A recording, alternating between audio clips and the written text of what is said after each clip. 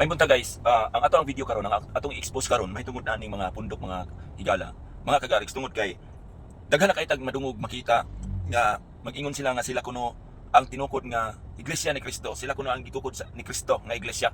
Now, ang pangutana, kana bang mga iglesia nga nag-angkon sa ilahang kaugalingon nga tinukod sila ni Kristo, mabasa ba sa Bible ang ilahang ngalan? Una kana nga mga ilhanan, no?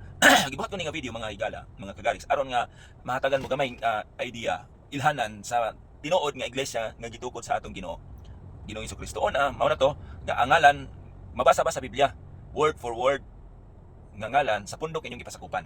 Ikaduha, wala ba'y tao nga founder ninyo o leader diri sa kalibutan.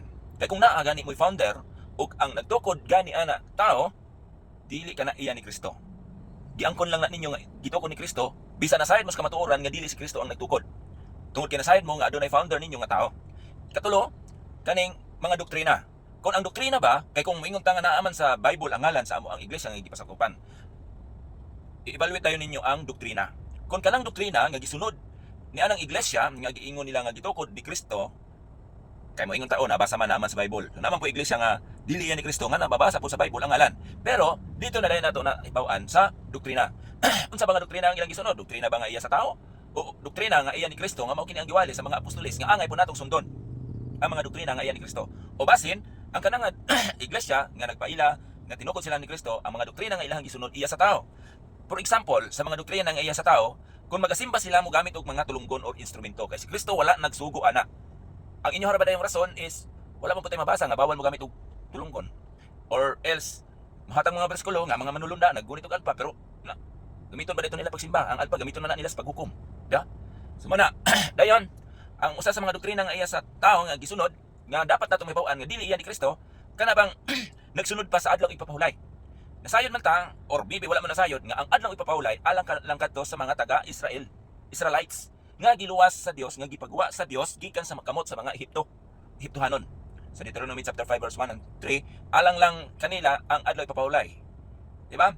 Pero adunay mga pundok nga nagpadayon pa hangtod karon sa pagtamod sa adlaw ipapahulay. Which is wala na kana suguan ni Kristo. Kay even si Christ, iha ka nang gibungkag, iha ka nang giguba. Mao bitaw hinungdan nga gusto siya patin sa mga sabadista atong panahon na, katong nagtamod sa adlaw ipapahulay. Dayon nga nang moingon man mo nga tinukod mo ni Kristo nga kamo man ang gusto mo patay ni Kristo. Di ba? So mao kana ang tulo ka butang nga ilhanan nga tinukod sa tao og dili iya ni Kristo nga iglesia. Mao na bantayan na nato. Dayon ang ikaupat nga punto, mga higala, mga kagariks, kana bitong ilaron mo pinaagi sa mga mga tambal-tambal or kanang tuyopon lang sa hangin, anaon lang ang hangin, mga tumba ng mga tao ay mo pailad ana. No? Kay mo tumo ana, doy kay inyong kalag. Kay dili mo na si Kristo sa panahon niya kung manambal siya masakiton. Okay? Dili nga na.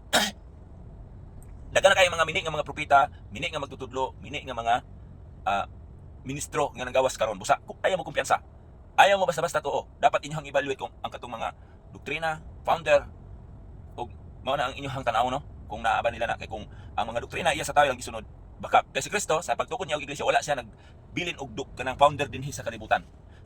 No? Wala siya nagbilin. Siya gihapon ang founder sa iglesia nga iyang gitukod. Walay tao. Na kung kadang iglesia nga imong gipasakupan, dunay tao ninyo nga leader, founder nga inyong ilang nga leader, dili kana mao ang tinuod nga iglesia nga nasa Bible. Bisan pang nasulat pa na sa iglesia sa Bible ang ngalan sa inyong iglesia nga gipasakupan, dapat magbantay mo sa inyong mga pasakupan nga iglesia sa karon nga panahon. Daghang salamat sa inyong pagtan-aw. Palihog og share, i-like ug i-follow ang ato ang Facebook para sa dugang pa nga mga information mahitungod sa kamatuoran nga ato gi-expose kaninyo aron hagiyahan kamo ngadto sa matuod nga iglesia. Daghang salamat.